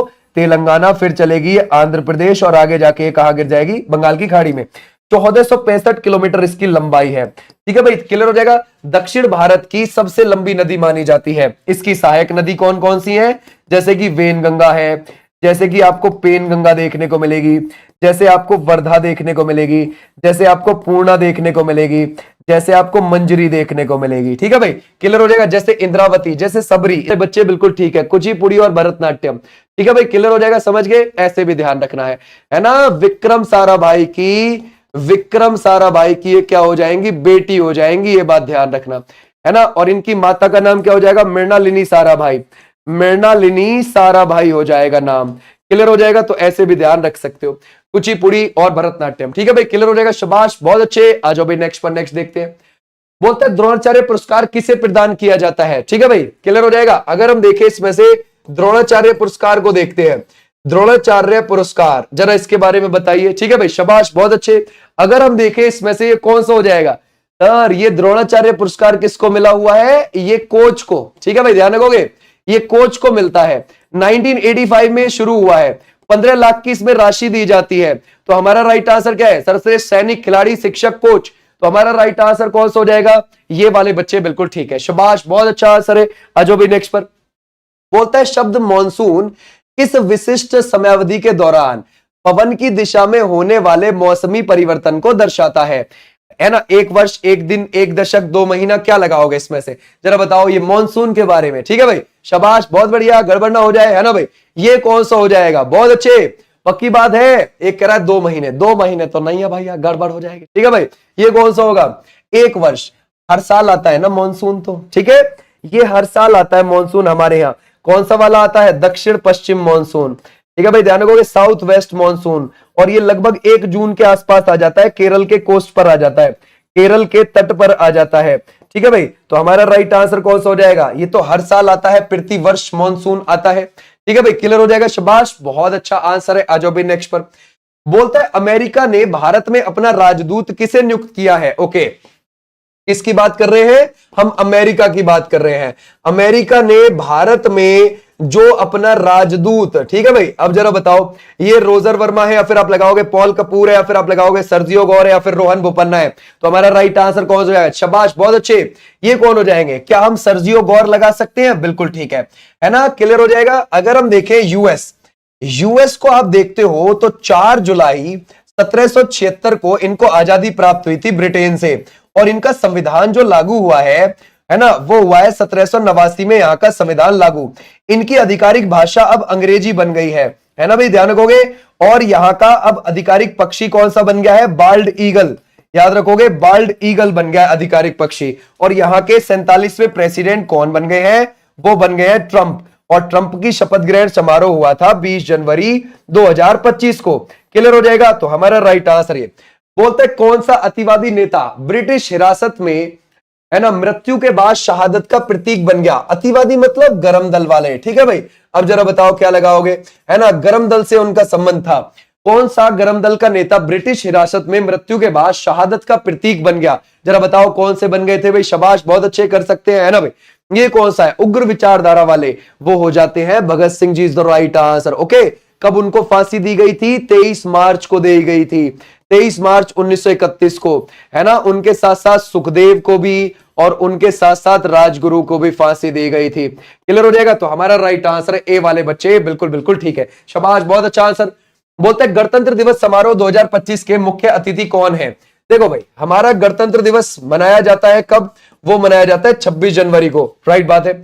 और उसमें इस बार कौन आए, अगर हम देखें तो वो इमैनुअल मैक्रोन आए थे क्या, फ्रांस के प्रेसिडेंट, या फिर प्रोबोवो सुबियांटो इंडोनेशिया के राष्ट्रपति, या फिर आप लगाओगे ट्रंप यूएस के प्रेसिडेंट, या फिर किंग चार्ल्स थर्ड ब्रिटिश सम्राट आए थे। कौन आए थे, शाबाश, बहुत अच्छे, पक्की बात है बी, यस, सुबियांटो आए थे, इंडोनेशिया के प्रेसिडेंट। देखो जब हमारा पहला गणतंत्र दिवस मनाया गया था 1950 में, तब वहीं के ही सुकर्णो आए थे, है ना, इंडोनेशिया के ही सुकर्णो प्रेसिडेंट आए थे।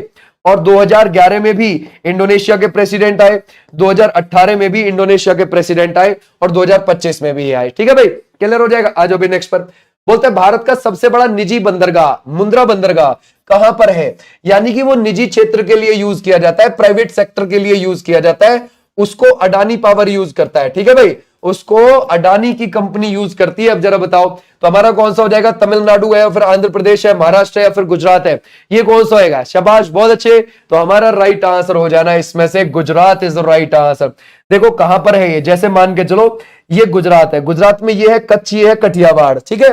और यहां पर आपको ये देखने को मिल जाएगा, यहां पर कच्छ की खाड़ी आपको मिलती है, उसी खाड़ी में ये मुंद्रा बंदरगाह है, यहीं पर कच्छ की खाड़ी में कांडला बंदरगाह भी है। ठीक है भाई, और यहां पर आपको ओखा बंदरगाह मिलेगा, ओखा, ये जो कठियावाड़ नीचे का हिस्सा है, इसके बिल्कुल पश्चिम किनारे पर ओखा बंदरगाह है। फिर आपको मिलेगा यहां पर पोरबंदर, फिर आपको मिलेगा वेरवल बंदरगाह, ऐसे आपको देखने को मिलेंगे। फिर यहां सूरत बंदरगाह देखने को मिलेगा। गुजरात में 41 छोटे बंदरगाह है, एक बड़ा बंदरगाह है। एक जो बड़ा बंदरगाह है उसका नाम है कांडला। बोलता है साहित्य के लिए 2025 के नोबेल पुरस्कार विजेता का नाम जरा बताइए। हंगरी से बिलोंग करते हैं, जरा बताओ क्या लगाओगे, कहां से है, हंगरी से, है ना भाई। अब हंगरी कहां का देश है, यूरोप का देश है। अब जरा बताइए साहित्य के लिए 2025 के नोबेल पुरस्कार विजेता का नाम वो कौन है ना भाई। क्या हम लगा सकते हैं इसमें से, है ना भाई, कौन सा हो जाएगा, लास्लो क्रास्नहोराकाई। तो हमारा राइट आंसर हो जाएगा सी वाले बच्चे, बिल्कुल ठीक है, क्लियर है, शाबाश, बहुत बढ़िया। आ जाओ नेक्स्ट पर। बोलता है बौद्ध समुदाय द्वारा मनाए जाने वाला सागा दावा किन 2 महीनों के बीच आता है। सागा दावा के बारे में जरा बताओ। अगर हम देखें, ये है सागा दावा फेस्टिवल, है ना भाई, क्लियर हो जाएगा, सागा दावा, है ना। ये जो सागा दावा है ना, ये बुद्ध पूर्णिमा ही है, ठीक है भाई, जिसको हम बौद्ध पूर्णिमा बोलते हैं, बौद्ध पूर्णिमा बोलते हैं जिसको हम, ठीक है भाई। अब जरा बताइए कौन सा लगाओगे, है ना। ये कब आती है, किन महीने के आसपास आती है ये, अक्टूबर नवंबर में नहीं है भाई, गड़बड़ हो जाएगी, मई जून में आती है बुद्ध पूर्णिमा। कैसे काम चलेगा है। तो हमारा राइट आंसर हो जाएगा ये वाले बच्चे, बिल्कुल बिल्कुल ठीक है। ये जो बुद्ध पूर्णिमा है, इस बुद्ध पूर्णिमा पर भगवान बुद्ध का जन्म भी हुआ, उनका महापरिनिर्वाण यानी कि मृत्यु भी हुई, और उनको ज्ञान की प्राप्ति भी हुई थी। ठीक है, तो आ जाइए भाई नेक्स्ट पर। बोलता है निम्नलिखित में से कौन सा एक संवैधानिक निकाय है, चलो देखते हैं। राज्य मानवाधिकार आयोग, राष्ट्रीय मानवाधिकार आयोग, भारत का निर्वाचन आयोग, या फिर नीति आयोग, जरा बताओ कौन सा हो जाएगा। यानी कि उसका संविधान में वर्णन है, ठीक है भाई, संविधान में वर्णन है। अब वो कौन सा हो जाएगा इसमें से, शाबाश, बहुत अच्छे कर सकते हैं, जरा दीजिए आंसर, बहुत बढ़िया आंसर कर रहे हो। वो कौन सा है, भारत का निर्वाचन आयोग इज द राइट आंसर। ये कब बना है, 25 जनवरी को बना है, 1950 को। ठीक है भाई, क्लियर हो जाएगा। और इसमें जो अभी मुख्य निर्वाचन आयुक्त हैं वो कौन हो जाएंगे, ज्ञानेश्वर कुमार हो जाएंगे, ज्ञानेश्वर कुमार हो जाएंगे। और इनसे पहले राजीव कुमार थे, ओके। और ज्ञानेश्वर कुमार 18 फरवरी को आए हैं 2025 को। ठीक है भाई, क्लियर हो जाएगा। तो हमारा राइट आंसर है भारत का निर्वाचन आयोग, ओके। अब ये हमारे संविधान में भारत का जो निर्वाचन आयोग है, हमारे संविधान में आपको कहां से कहां तक देखने को मिल जाएगा, है ना भाई। ये आपको मिलेगा 324 से 329 के बीच में। और ये आपको संविधान के भाग कौन से में देखने को मिल जाएगा, 15 में, ओके, 15 में ये आपको देखने को मिल जाएगा। आ जाओ नेक्स्ट पर। बोलता है राखीगढ़ी सिंधु घाटी स्थल ये कहां पर स्थित है, जरा बताओ क्या लगाओगे। अगर हम देखें ये कौन सा है, सिंधु घाटी स्थल को देख रहे हैं हम, है ना भाई, क्लियर हो जाएगा, सिंधु घाटी स्थल को देख रहे हैं। ठीक है भाई, शाबाश, कर सकते हैं। अगर हम देखें हरियाणा है, गुजरात है, पंजाब है, या फिर आप लगाओगे इसमें से राजस्थान है। हम किसकी बात कर रहे हैं, हम कर रहे हैं राखीगढ़ी की। राखीगढ़ी ये आपको कहां मिलेगा, हरियाणा में मिलेगा, हरियाणा में हिसार में देखने को मिल जाएगा। ठीक है भाई, ध्यान रखोगे। हमको बनावली भी देखने को मिलता है हरियाणा के अंदर, ठीक है भाई, क्लियर हो जाएगा। और वो कहां मिलेगा? फतेहाबाद में आपको देखने को मिल जाएगा, ठीक है भाई, क्लियर हो जाएगा। सिंधु घाटी सभ्यता की ये मुख्य साइट आप देख सकते हो, ठीक है भाई। आ जाओ नेक्स्ट पर। बोलता है जेन जी, ओके, प्रदर्शन की वजह से मेडागास्कर में सत्ता बदलने पर नया प्रधानमंत्री कौन बना? देख रहे हो, जेन जी ने पूरी दुनिया में धुआं उठाया हुआ है, ओके। अगर हम देखें जो जेन जी है, ये जो जनरेशन जेड है, ये किस बीच में पैदा हुए लोग हैं? 1997 से लेकर 2012 के बीच में, लेकिन कुछ विद्वान इनको 1995 से 2010 के बीच के मानते हैं, ठीक है भाई। अगर हम देखें प्रदर्शन की वजह से मेडागास्कर में, जरा बताओ कौन बन गए हैं इसमें से? ये कौन बने हैं? क्या लाला मोन्जो बने हैं? नहीं नहीं, लाला मोन्जो तो नहीं है। तो क्या बने हैं? रुपिन फोर्टिनेट बने हैं, बिल्कुल ठीक है, ध्यान रखोगे। रुपिन है ना भाई, फोर्टुनेट जफा सेम्बो is the right answer.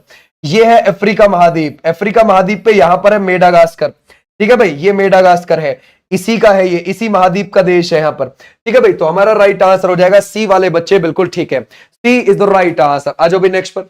Vijayanagar के शासक स्वयं को क्या कहते थे? ओके, जो विजयनगर साम्राज्य है जिसकी स्थापना 1347 में हुई है, और ये किसने करी है भाई? ये करी है, अगर आप देखोगे, हसन गंगू, सॉरी 1347 नहीं, 1347 में लिख लो। वो तो हसन गंगू ने किसकी करी है, ठीक है भाई, वो हसन गंगू का अलग साम्राज्य हो जाएगा, बिल्कुल ठीक है। लेकिन अगर हम विजयनगर साम्राज्य की बात करें, विजयनगर साम्राज्य, इसकी नींव 1336 में रखी गई है, और ये हरिहर फर्स्ट ने और बुक्का फर्स्ट ने करी है, ठीक है भाई, ध्यान रखोगे, बुक्का फर्स्ट ने, ठीक है भाई, क्लियर हो जाएगा, ओके। और ये पहला वंश, इसमें संगम वंश चलाया गया था। संगम वंश के बाद में दूसरा वंश कौन सा आया था? सालुव वंश आया था। फिर सालुव के बाद में कौन सा आया था इसमें? है ना भाई, तुलुव वंश आया था। और तुलुव के बाद आखिरी आया था अराविडु वंश। क्लियर हो जाएगा, समझ के, ऐसे भी ध्यान रखना। तो विजयनगर के जो शासक हुआ करते थे वो राय की उपाधि धारण करते थे, और 1347 में बहमनी साम्राज्य की हसन गंगू ने नींव रखी थी, बहमनी साम्राज्य की। ये दोनों साम्राज्य आपस में लड़ते रहते थे, विजयनगर साम्राज्य और बहमनी साम्राज्य। क्लियर हो जाएगा, दक्षिण भारत में इनकी स्थापना हुई थी दोनों की। बोलता है एशियाई फुटबॉल कप में एक बार आयोजित किया जाता है, कितने में एक बार आयोजित किया जाता है? 4 वर्ष, 1 वर्ष, 2 वर्ष, 3 वर्ष, है ना भाई। अगर हम देखेंगे भाई, जो क्रिकेट विश्व कप है वो कितने में आता है? 4 वर्ष में आता है। जो फुटबॉल का है, ठीक है भाई, ध्यान रखोगे, फीफा वाला, वो कितने में आता है? 4 में आता है। और एशियाई वाला भी देखें हम तो 4 में आता है। तो हमारा राइट आंसर हो जाएगा ये। फुटबॉल कितने टुकड़ों से मिलाकर बनी होती है? 18 टुकड़ों से मिलकर बनी होती है। फुटबॉल में जो उसकी परिधि होती है, वो परिधि आपको कितनी देखने को मिलती है? वो आपको 68 से 70 सेंटीमीटर देखने को मिलती है। उसका जो वजन होता है वो कितना होता है? 395 से लेकर 450 ग्राम। ये भी आप ध्यान रखोगे, ठीक है भाई, क्लियर हो जाएगा, शाबाश, बहुत अच्छे। आ जाओ भाई नेक्स्ट पर। बोलता है मृदंगम बजाने के लिए जाने जाते, ओके, मृदंगम होती है पतली सी लंबी सी ढोलक, ठीक है भाई। अब जरा बताओ क्या लगाओगे इसमें से, है ना, मृदंगम। बोलता है इसमें से राम नारायण है, या फिर आप लगाओगे असद अली खान है, टी.एच. विनायक राम है, या फिर आप लगाओगे आर.वी. राघवन है। वो कौन हो जाएंगे इसमें से? शाबाश, बहुत अच्छे, कर सकते हो, बहुत बहुत बढ़िया आंसर। डी वाले बच्चे बिल्कुल ठीक है। सी कौन लगा रहे भाई? ये भाई, no no no no, T H. Vinayak Ram ghatam के लिए जाने जाते हैं, घटम के लिए। हैं, कैसे काम चलेगा भाई? घटम ऐसा होता है, ऐसा समझ गए, ऐसा घड़े के जैसा होता है वो, समझ गए। तो हमारा राइट आंसर है आर.वी. राघवन, ठीक है भाई, क्लियर हो जाएगा। हमारा राइट आंसर ये वाले बच्चे बिल्कुल ठीक है, शाबाश। बोलता है फ्रांस के इतिहास में सबसे कम समय तक प्रधानमंत्री रहने वाले का नाम बताएं जिन्होंने 27 दिनों में 9 अक्टूबर को इस्तीफा दे दिया, ठीक है भाई, जरा बताओ क्या होगा। अगर हम देखें हमारा राइट आंसर कौन सा है? गेराल्ड है, या फिर आप लगाओगे सेबेस्टियन है, या फिर आप लगाओगे रचिदा है, या फिर ब्रूनो है। जरा बताओ इसमें से, शाबाश, बहुत अच्छे। अगर हम देखें, देखो बड़े ध्यान से देखना, क्या है ना, वहां पे जब से फ्रांस के प्रेसिडेंट मैक्रोन है ना, मैक्रोन, जब से 5 प्रधानमंत्री बदल गए भैया, समझ गए, 5 ने इस्तीफा दे दिया है, ठीक है भाई, ध्यान रखोगे, ये 5वें है इस्तीफा देने वाले। अब पिछले 13 महीने में 4 ने इस्तीफा दे दिया, ठीक है भाई, ध्यान रखो, कितने ने? 4 ने, ठीक है, पिछले 13 महीने में 4 ने, और पिछले, ध्यान रखोगे, जब से वो प्रेसिडेंट है तब से 5 ने इस्तीफा दे दिया। तो अभी इन्होंने इस्तीफा दिया, ध्यान रखोगे, किसने? सेबेस्टियन लोकोर्नो ने, ठीक है भाई, क्लियर हो जाएगा। इन्होंने 9 को इस्तीफा दिया, 9 अक्टूबर को। फिर इन्हें पुचकारा, तो बाबू भैया मत जा, बोला ठीक है नहीं जाता। 10 अक्टूबर को फिर से शपथ ले ली इन्होंने, है ना भाई, ध्यान रखोगे, इन्होंने फिर से शपथ ले ली। ऐसा आदमी होना चाहिए, दन दनादन काम, दोबारा से शपथ। बोलते हैं निम्नलिखित में से कौन राज्य कार्यपालिका में शामिल नहीं है? जरा बताओ क्या लगाओगे? भारत के महान्यायवादी है, या फिर आप लगाओगे राज्यपाल है, या फिर मंत्रिपरिषद है, या फिर राज्य के महाधिवक्ता हैं? जरा बताओ इसमें से कौन सा हो जाएगा? शाबाश, बहुत अच्छे। अगर हम देखें निम्नलिखित में से कौन राज्य कार्यपालिका में शामिल नहीं है, कौन सा नहीं है? राज्य की कार्यपालिका में राज्य का महाधिवक्ता, मंत्री परिषद, राज्यपाल, भारत के महान्यायवादी। राज्य की कार्यपालिका में कौन शामिल नहीं है? हमारे अटॉर्नी जनरल नहीं है, केंद्र की कार्यपालिका में शामिल है वो। ठीक है भाई, आर्टिकल 76 में इनका वर्णन है, प्रेसिडेंट के द्वारा इनकी नियुक्ति की जाती है। ठीक है भाई, और ये लोकसभा और राज्यसभा की चर्चाओं में हिस्सा ले सकते हैं, लेकिन उसमें मतदान नहीं कर सकते। ठीक है भाई, तो ऐसे भी आप ध्यान रखोगे। निम्नलिखित में से किस संविधान संशोधन अधिनियम ने सिक्किम को भारत का पूर्ण राज्य बनाया? जरा बताओ क्या लगाओगे? देखो, सिक्किम ना पहले एक आजाद देश हुआ करता था, बिल्कुल स्वतंत्र, उसको भारत से कोई लेना देना नहीं था पहले। ये है नेपाल हमारा पड़ोसी देश, ये भूटान, और ये सिक्किम, और ऊपर आपको तिब्बत देखने को मिल जाएगा। ठीक है भाई, तो सिक्किम पहले आजाद था। अब आपको पता है तिब्बत के ऊपर भी 1950 से 1960 के बीच में चाइना ने कब्जा कर लिया यहां पे आके। ठीक है भाई, तो सिक्किम को डर लगने लगा कि भाई एक दिन मैं भी गया, तो सिक्किम भारत के साथ आ गया। कब आ गया? 35वां संविधान संशोधन 1974 से इसको भारत का हिस्सा बनाया गया, भारत का हिस्सा। और फिर इसको 36वां संविधान संशोधन 1975 से फुल स्टेट की पावर दी गई। ठीक है भाई, ध्यान रखोगे, पूर्ण राज्य का दर्जा दिया गया। तो हमारा राइट आंसर क्या हो जाएगा? ये। ओके भाई, क्लियर हो जाएगा। यहां की विधानसभा चलती है और यहां की विधानसभा में 32 सीट है, 32 में से 31 अभी सिक्किम क्रांतिकारी मोर्चा पार्टी जीत गई और सीएम बन गए गोले, जिनको हम प्यार से बुलाते हैं गोले। असल में उनका नाम क्या है? वो हो जाएगा प्रेम सिंह तमांग। राष्ट्रीय मतदाता दिवस कब मनाया जाता है? जरा बताओ कब मनाया जाता है? 23 जनवरी, 24, 25, 26। हम किसकी बात कर रहे हैं? हम राष्ट्रीय मतदाता दिवस की बात कर रहे हैं। जरा बताओ इसमें से राष्ट्रीय मतदाता दिवस ये कब मनाया जाता है? ये 25 जनवरी को मनाते हैं। क्यों मनाते हैं? क्योंकि 25 जनवरी 1950 को हमारा क्या बना था? चुनाव आयोग बना था। तो हमारा राइट आंसर हो जाएगा ये वाले बच्चे, बिल्कुल ठीक है, शाबाश, बहुत बढ़िया। आ जाओ भाई नेक्स्ट पर। बोलता है किस देश में 12,000 वर्ष पुराना मानव चेहरे वाला स्तंभ खोजा गया है? समझ गए, मानव चेहरे वाला स्तंभ, सोचने वाली बात है भाई। 12,000 वर्ष पुराना है। ठीक है भाई, जरा बताओ क्या लगाओगे? और हमारा राइट आंसर कौन सा हो जाएगा? तुर्की है, या फिर भारत है, जापान है, या फिर आप लगाओगे यूएस है? तो हमारा राइट आंसर हो जाएगा तुर्की। तुर्की को तुर्की बोलते हैं। क्या बोलते हैं? तुर्की। और इसकी राजधानी है अंकारा। पता है, तुर्की बिल्कुल रशिया के जैसा है, दो महाद्वीपों पर है, यानी कि ज्यादातर तो उसका जो हिस्सा है, ये ज्यादातर हिस्सा तो एशिया में लगता है तुर्की का। ठीक है भाई, और ये थोड़ा सा इस्तांबुल वाला एरिया यूरोप में लगता है, यानी कि आप कह सकते हो 2% यूरोप में है, 98% एशिया में है तुर्की। ठीक है भाई, ऐसे भी ओटोमन साम्राज्य का गढ़ हुआ करता था यहां पर कभी। ठीक है भाई, आज नेक्स्ट पर। पूरी दुनिया के मुस्लिमों का मसीहा मानता है तुर्की अपने आप को। बोलता है कार्यपालिका का न्यायपालिका से पृथक्करण संविधान में किस शीर्षक के अंतर्गत शामिल है? जरा बताओ क्या लगाओगे इसमें से? शाबाश। अगर हम देखें, कार्यपालिका और न्यायपालिका अलग अलग होकर काम करेंगे, बिल्कुल, है ना भाई, एक जगह नहीं रहेंगे। एक जगह अगर रह के काम करेंगे तो आम आदमी को कोई, है ना, मिल नहीं पाएगा ना उसको न्याय ढंग में। फिर तो नेता लोग जजों से सेटिंग करके कैसे भी काम कर लेंगे। तो कार्यपालिका अलग चले, न्यायपालिका अलग चले। आर्टिकल 50 में है, और आर्टिकल 50 किस में है? डीपीएसपी में। ठीक है भाई, क्लियर हो जाएगा, डीपीएसपी में। आज नेक्स्ट पर। कंचनजंगा और K2 ये आपको किसके नाम लगते हैं? जरा बताओ क्या लगाओगे? अगर हम देखें, K2 है 8,611 मीटर, और जो कंचनजंगा है वो है 8,586, या फिर आप बोलोगे 8,598। इनमें से कोई सी भी एक पूछ लेता है। ठीक है भाई, अब ये आपको किसके नाम लगते हैं? क्या झील है, हिमनद है यानी कि ग्लेशियर, या फिर पर्वत शिखर है, पठार है? पर्वत शिखर is the right answer. Okay, शाबाश, बहुत अच्छे। कौन लगा रहा है ये झील? ए भाई, कैसे काम चलेगा? झील नहीं है वो। रसायन विज्ञान के क्षेत्र में नोबेल प्राइज 2025 के विजेता कौन है? जरा बताओ क्या लगाओगे? ये कौन सा लगाएगा? ये सुसुमु कितागावा, या फिर आप लगाओगे रिचर्ड रॉबर्टसन, या फिर आप लगाओगे उमर एम यागी, या फिर ऑल? तो हमारा राइट आंसर है all is the right answer. रसायन के क्षेत्र में इनको तीनों को मिला है। ओके भाई, सुसुमु, रिचर्ड, उमर। आ जाओ नेक्स्ट पर।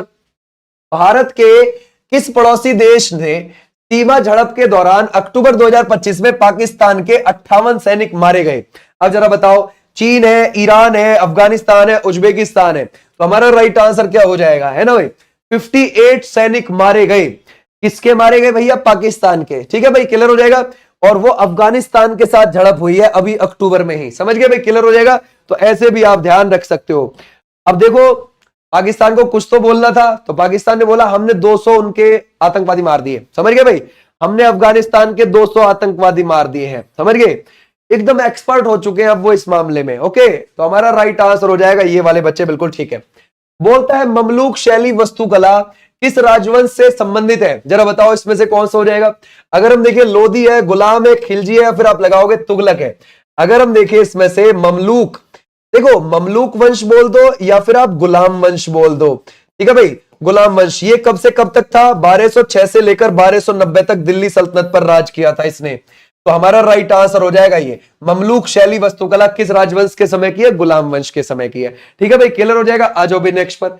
बोलता है 30 दिसंबर 2023 को अयोध्या में पीएम मोदी द्वारा शुरू की जाने वाली नई ट्रेन का नाम, बिल्कुल नई ट्रेन उन्होंने कौन सी शुरू करी थी वहां से, क्या एक्सप्रेस भारत है, या फिर भारत दिव्य है, वंदे भारत एक्सप्रेस है, या फिर अमृत भारत एक्सप्रेस है, जरा बताओ। शाबाश, बहुत अच्छे कर सकते हैं। वो हो जाएगा Amrit Bharat Express is the right answer, वहां से शुरू की गई। और उसी दिन 30 दिसंबर को ही 2023 को वहां पर अयोध्या के अंदर महर्षि वाल्मीकि जी के नाम से एयरपोर्ट का भी उद्घाटन किया था। और वहां पर राम मंदिर का उद्घाटन कब हुआ अयोध्या में, 22 जनवरी 2024 को। ठीक है भाई, क्लियर हो जाएगा। आ जाओ नेक्स्ट पर। बोलता है दालों यानी कि दलहन, ठीक है भाई, में आत्मनिर्भरता मिशन के तहत 2030-31 तक कितना दाल उत्पादन का लक्ष्य रखा गया है ना भाई, जरा बताओ। देखो दालों के मामले में भारत सबसे ज्यादा भारत उगाता दाल है, सबसे ज्यादा इंपोर्ट भी भारत करता है, मतलब आयात करता है, दूसरे देशों से लेता है, और सबसे ज्यादा खा भी जाता है, समझ गए, उपभोक्ता भी है, समझ गए। तो तीनों में टॉप कर रहा है इंडिया। और अब हम दालों का उत्पादन बढ़ाने का लक्ष्य रखा है, हम कितना ध्यान रखोगे, वो है 350 लाख टन। ओके, क्लियर हो जाएगा। तो हमारा राइट आंसर हो जाएगा ये 2030-31 तक। यूरोप की सबसे बड़ी मीठे पानी की झील, जरा बताओ क्या लगाओगे। अगर हम देखें ये लडोगा झील है, या फिर आप लगाओगे मालावी झील है, या फिर आप लगाओगे हिरन झील है, या फिर आप लगाओगे वुलर झील है, ये कौन सा है। अगर हम देखें यूरोप की, है ना भाई, यूरोप की सबसे बड़ी झील है लडोगा झील। ठीक है भाई, ध्यान रखोगे लडोगा। और ये कहां पर पड़ती है, रूस में। देखो क्या है ना, जैसे मान के चलो ये रशिया हो गया, रशिया हो गया, रशिया में यहां पर है यूराल पर्वतमाला, तो रशिया का यूराल पर्वत से इधर का हिस्सा एशिया में लगता है, ठीक है, जिसको साइबेरिया बोला जाता है, साइबेरिया हिस्सा बोला जाता है। और इधर का लगता है यूरोप में, जिसको यूरोपियन रशिया बोला जाता है। क्या बोला जाता है, यूरोपियन रशिया। तो ये जो झील है ना लडोगा, यहां पर पड़ती है, ठीक है भाई, यूरोप की तरफ। ठीक है, तो हमारा राइट आंसर यूरोप की सबसे बड़ी झील ये हो गई। अच्छा, इसी के पास में लडोगा के पास ओनेगा झील भी आपको देखने को मिलती है, ओनेगा झील। तो लडोगा और ओनेगा दोनों झील रशिया में है, यूरोप की तरफ। बोलता है बुद्ध के जीवन की किस घटना को शब्द पद धम्मचक्र प्रवर्तन से परिभाषित किया जाता है। भाई आप धम्मचक्र प्रवर्तन किसको बोलोगे, क्या आप बोलोगे जन्म को, मृत्यु को, प्रथम उपदेश को, या फिर ज्ञानोदय को। भगवान बुद्ध का जन्म लुम्बिनी नेपाल में हुआ था। आज वो लुम्बिनी जगह नेपाल में है, पहले कपिलावस्तु क्षेत्र में थी। उनका जन्म उनकी माताजी महामाया देवी, ठीक है, उन्होंने उनको जन्म दिया ताल के वृक्ष के नीचे। लेकिन महामाया देवी की 7वें दिन ही डेथ हो जाती है। फिर प्रजापति गौतमी जो मौसी थी इनकी, उन्होंने इनको पाला था। 16 वर्ष की अवस्था में इनका विवाह कर दिया। किससे कर दिया, यशोधरा से। और 29 वर्ष पर इन्होंने घर त्याग दिया, और 35 वर्ष पर इनको ज्ञान की प्राप्ति हो गई बिहार के गयाजी जिले में। गयाजी, अब गया जिले का नाम गयाजी है, वहां पर एक बोध गया जगह पड़ती है, वहां पर इनको निरंजना या पुनपुन नदी के किनारे पीपल के वृक्ष के नीचे ज्ञान की प्राप्ति हो गई। उसके बाद इन्होंने पहला जो उपदेश दिया है वो कहां पर दिया है, सारनाथ में आकर दिया है। सारनाथ बनारस के पास यूपी में है जगह, उसको बोलते हैं धम्मचक्र प्रवर्तन। जब ये घर से निकले थे 29 वर्ष की अवस्था में, उसको बोलते हैं महाभिनिष्क्रमण। और इन्होंने ज्यादा उपदेश कहां दिए थे, वो दिए थे श्रावस्ती में, वो कहां पर है, यूपी में। ठीक है, इनका प्रिय शहर भी वही था। और आखिरी इनका उपदेश कहां पर था, वो था कुशीनगर में, जो कि यूपी में ही है। वहीं इनका महापरिनिर्वाण यानी कि मृत्यु हो गई थी। किस राज्य सरकार ने गोमती नदी पुनर्जीवित मिशन की घोषणा करी है, यानी कि गोमती नदी को साफ करना है, ठीक है भाई, और उसको साफ और स्वच्छ पानी के साथ चलाना है। अब देखो गोमती के किनारे लखनऊ यूपी की राजधानी बसी हुई है, समझ गए भाई, सुल्तानपुर भी बसा हुआ है यूपी का, और जौनपुर भी बसा हुआ है, समझ गए भाई, जौनपुर भी, ये बसे हुए हैं। तो हमारा राइट आंसर क्या हो जाएगा, UP is right answer. Okay, clear हो जाएगा। गंगा की सहायक है लेफ्ट से, ओके, पीलीभीत से निकलती है गोमती नदी फुलहर झील से, ठीक है भाई, क्लियर हो जाएगा, और गंगा की सहायक है। निम्नलिखित में से कौन सी एक खिलाड़ी की आत्मकथा नहीं है, कोई एक इसमें से खिलाड़ी की नहीं है, जरा बताओ क्या लगाओगे। अगर हम देखें, ये बोलता है प्लेइंग इट माई वे, ये किसकी हो जाएगी, ये हो जाएगी सचिन तेंदुलकर, ठीक है भाई, ध्यान रखोगे, Sachin Tendulkar. Straight from the heart, ये किसकी हो जाएगी, ये हो जाएगी Kapil Dev, straight from the heart. The race of my life, ये किसकी हो जाएगी, मिल्खा सिंह जी की हो जाएगी, है ना भाई, ध्यान रखोगे, मिल्खा सिंह जी की हो जाएगी, ये भी आप ध्यान रखोगे। लेकिन अगर आप देखोगे करेज एंड कन्विक्शन, ये जनरल वीके सिंह की है, ठीक है भाई, क्लियर हो जाएगा, ये किसकी हो जाएगी, जनरल वीके सिंह की हो जाएगी, ये बात आप ध्यान रखोगे, ठीक है भाई, क्लियर हो जाएगा। सुभाष बी को आप ध्यान रखोगे। बोलता है हड़प्पा शहर धौलावीरा को यूनेस्को की विश्व विरासत सूची में भारतीय स्थल के तौर पर शामिल किया गया था, कितनेवें नंबर के तौर पर, कहां है ये धौलावीरा, देखो ये गुजरात है, गुजरात का ये कच्छ इलाका है ऊपर जो है, इसमें एक झील पड़ती है कच्छ झील, इस झील के अंदर एक द्वीप है, ठीक है भाई, उसका नाम है खादिर बेट द्वीप, उस द्वीप के ऊपर धौलावीरा बसा हुआ है, ठीक है भाई, क्लियर हो जाएगा। और यहां पर एकमात्र खेल का स्टेडियम मिला है। जल संरक्षण प्रणाली के बारे में ये लोग जानते थे। 40वां यूनेस्को का विश्व धरोहर स्थल था ये भारत में, ध्यान रखोगे। अच्छा, अगर आप देखोगे यहां पर पत्थर से बने हुए, तो आपको यहां पर आकृति देखने को मिल जाएंगी, यहां पर कौन सी पत्थर से बनी हुई आकृति देखने को मिल जाएंगी धौलावीरा में, ठीक है भाई। आ जाओ, भारत में भी कितने यूनेस्को के स्थल है टोटल, 44, ठीक है। पास्कल आपका का एसआई व्युत्पन्न मात्रक है, ओके। पास्कल आपको किसका लगता है, जरा बताइए, क्या आप लगाओगे दाब का, बल का, आवृत्ति का, या फिर जोर का, ये कौन सा हो जाएगा। तो हमारा राइट आंसर कौन सा हो जाएगा, क्या हम दाब लगा सकते हैं, बिल्कुल बिल्कुल ठीक है, दाब इज द राइट आंसर। आ जाओ भाई नेक्स्ट पर। बोलता है 2024 में 42वां रणजी ट्रॉफी खिताब ये किसने जीता है, 42वें की बात कर रहा है, ठीक है, शाबाश, जरा बताओ इसमें से 42वां किसने जीत लिया अपना, सबसे ज्यादा जीता हुआ है अब तक का, ठीक है। अगर हम देखें 42वां वो जीता है मुंबई ने, क्लियर हो जाएगा। 48 बार फाइनल में पहुंची हुई है और 42 बार रणजी ट्रॉफी, है ना, जीती हुई है ये, क्लियर हो जाएगा, शाबाश। तो हमारा राइट आंसर है ना भाई, ये 42वां, अपना 42वां, ठीक है भाई, क्लियर हो जाएगा। 2024 में 42वां रणजी ट्रॉफी खिताब किसने जीता, वो मुंबई ने। लेकिन अभी जो नया नया खिताब जीता था वो किसने जीता, वो विदर्भ ने जीता था, है ना भाई, नया नया 2024-25 वाला, ध्यान रखोगे, क्लियर हो जाएगा। और ये उससे पहला वाला है, इससे पहला वाला ये है, और ये 42वीं बार जीती थी मुंबई। बोलता है सेशल्स के नए राष्ट्रपति का नाम बताएं जो अक्टूबर 2025 में चुने गए हैं। सेशल्स, सेशल्स कहां पर है, देखो ये हमारा भारत हो गया, नीचे है हिंद महासागर, वहां पर एक द्वीपीय देश है हिंद महासागर में, और इसके नए नए राष्ट्रपति कौन बन गए, Patrick harmony is the right answer. कौन बन गए हैं, पैट्रिक हार्मनी बन गए हैं। आ जाओ नेक्स्ट पर। दिल्ली सल्तनत के संबंध में शासक और पूर्ववर्ती अधिकारी का निम्नलिखित में से कौन सा सहयोग, है ना भाई, सही है। यानी कि पहले शासक को देखो जो मुख्य शासक है, फिर उससे पहले कौन सा शासक रहा है ये बताओ, सही सही हमें देखना है, ठीक है भाई, जरा बताओ क्या। खिलजी और जलालुद्दीन खिलजी बैठ रहे हैं, बिल्कुल सही बैठ रहे हैं। अलाउद्दीन खिलजी जो था 1296 से 1316 तक बैठा, और जलालुद्दीन खिलजी जो है 1290 से 1296 तक बैठा। तो हमारा राइट आंसर क्या हो जाएगा, शासक और उसका पूर्वाधिकारी, हमारा राइट आंसर ए, ठीक है भाई, क्लियर हो जाएगा, समझ गए। आ जाओ नेक्स्ट पर। बोलता है एटलस पर्वत किस महाद्वीप में स्थित है, जरा बताओ क्या लगाओगे इसमें से। अगर हम देखिए एटलस पर्वत के बारे में देखते हैं, क्या आपको अफ्रीका में लगेगा, या फिर उत्तर अमेरिका में, दक्षिण अमेरिका में, या फिर ऑस्ट्रेलिया में। अफ्रीका महाद्वीप में है, कहां पर है, यहां पर है, यहां पर, ठीक है भाई, ध्यान रखोगे। मोरक्को, अल्जीरिया और ट्यूनीशिया, इन 3 देशों में एटलस पर्वत फैला हुआ है। मोरक्को, अल्जीरिया, ट्यूनीशिया, 3 देशों में अफ्रीका महाद्वीप पर यहां पर फैला हुआ है। इसकी सबसे ऊंची चोटी है माउंट टेबक्कल, कितनी ऊंची है, 4167, माउंट टेबक्कल। आ जाओ भी नेक्स्ट पर। मोहिनीअट्टम में हाथ की मुद्राएं होती हैं जो मुख्य रूप से हस्तलक्षण दीपिका पाठ से अपनाई गई है, कितनी है, 24। मोहिनीअट्टम आपको पता है विष्णु जी के मोहिनी रूप को समर्पित है, केरल का शास्त्रीय नृत्य है। बोलता है भारत और ऑस्ट्रेलिया के बीच संयुक्त सैन्य अभ्यास ऑस्ट्रा हिंद 2025 का आयोजन कहां हुआ, ये आप मुझे कमेंट बॉक्स में बता देंगे होमवर्क के थ्रू।